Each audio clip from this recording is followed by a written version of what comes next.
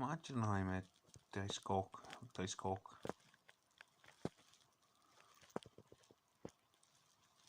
Imagine I was to flash my phone and it wasn't working. You'd imagine my face was in a different type of light. That's often how the shadow can react. If we don't understand what's bothering us, burdening us, or causing us pain, it's our shadow. And by our shadow, I mean the whole planet's shadow. Because when one person feels pain, we all feel it. And that might be through the interconnectedness, through we're connected and how we live.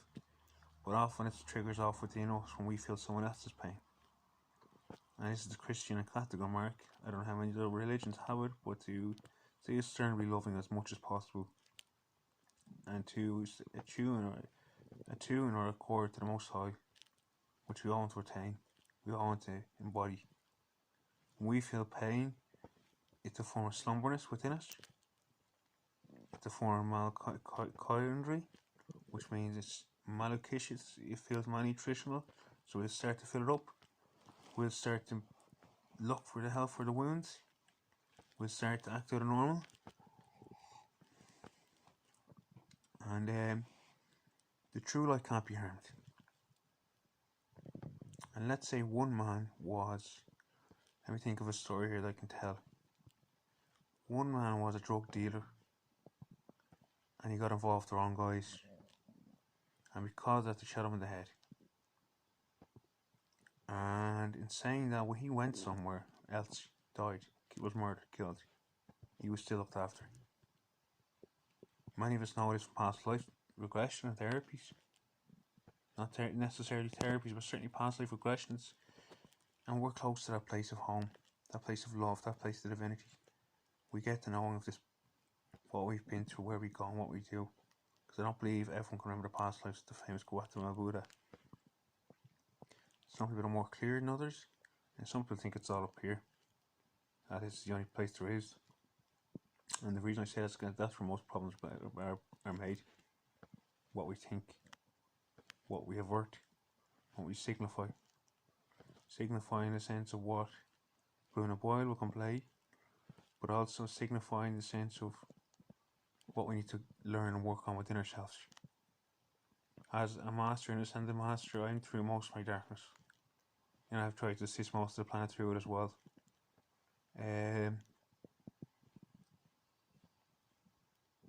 There's only one dilemma in life as far as I'm concerned, and that's whether to go forward or not. And if I think in a quote, way, there's only one instinct position. That means we have to learn to be safe right where we are at all times. Knowledge is a beautiful tool to do that. So is meditation. Knowledge would be a form of meditation. So any form of meditation is one of the best guides to know where we are at any time.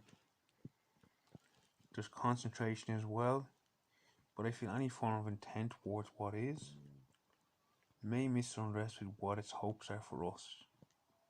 When we fight what is, in our own presence, for example, we start to fight and argue where we feel the burden and pains or the residual marks left by things emotionally wounding us or other people's gesture, other people's form of combat that they have within themselves, and they meet that grace that will teach them that there is no need for combat. There just is. Well, I go further and say there just is I. And what by I mean you and me, but me alone. But you alone. And that's because the most powerful being in the universe will leave us to our own devices. Being now. Not only is it a matter of the collective, we seem to have given life to many things in life. And sometimes remember in those places. But basically when we feel pain, we should really work on it. And if that means ask for help, ask for help. But the biggest thing to know what's causing us pain is often what's going to break us through.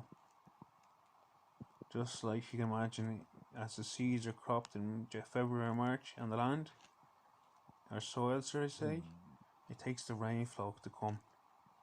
Plants inherently don't like too much water, they need the right amount. And that's why these breakthrough phenomena are done slowly.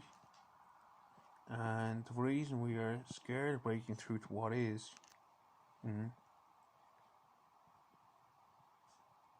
because we've been far away from it for a long time. And we know it's our natural state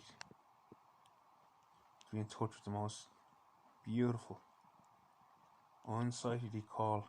That call we all get within ourselves. Not one human being who doesn't wake up to that chord of divinity. Insane divinity. It wants us to know about it. Is it invisible? Maybe to some, because they choose to ignore it, stand away from it, and not learn from it. And this seed that I talk about,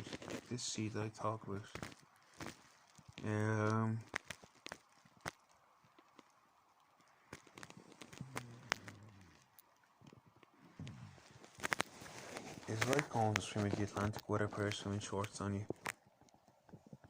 But it is God. It is God. And because it's God, you wouldn't expect your 6-month-old child to climb Mount Everest on his own. If he wants to do it, like babies get up and start running around, you might let them do it. But I guarantee you, the second the cold and the bitterness and the frostbite sets in, you get your child down. And people need to understand that battle that we play, that's like a magnet effect in between as human beings when we go through suffering, is exactly what it wants us, where it wants us. That which people need to understand, it's a force inside that's thinking, conceiving, comprehending, but it's the greater drive of it. It's like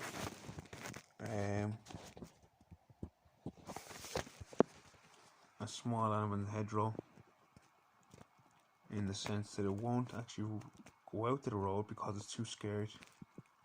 But I guarantee if it goes out onto the road and makes it to the other side, and the only thing the car represents going in between is your own sense of fear. Because that force is so beautiful, it just wants to hit its own crevice. And like I said about a rainstorm coming in, that's to nurture the crops.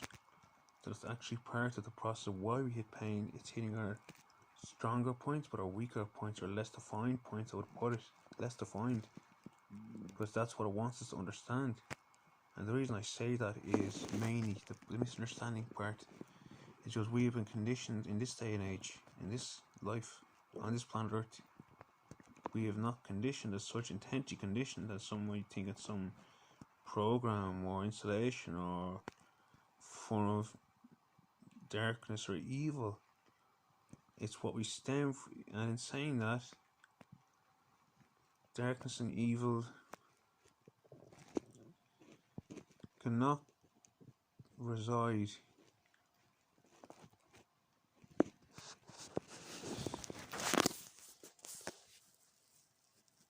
unless it resides within us. And that's because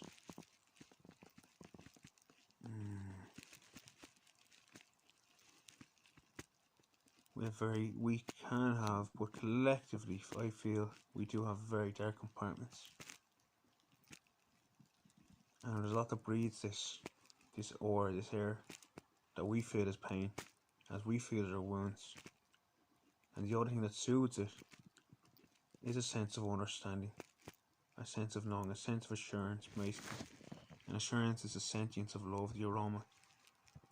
And in chaos or chaotic-like times, the ultimate foreseer will know about it, and will have known about it, will know about it.